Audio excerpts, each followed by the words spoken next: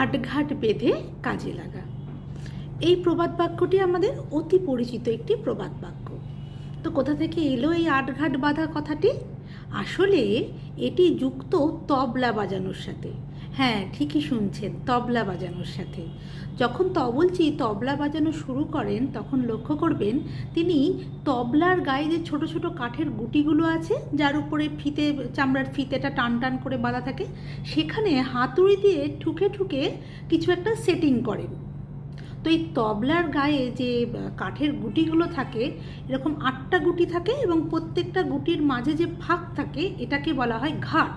তো এই তবলা এরকম 8টি ঘাট থাকে এবং তবলা বাজানো শুরু করার আগে তবলচি এই 8টি ঘাটকে ঠিক প্রস্তুতি নিয়ে নেন যে তিনি কোন তালটি তুলবেন, তার জন্য তার এই গুটিটার সেটিংটা কেমন হওয়া উচিত।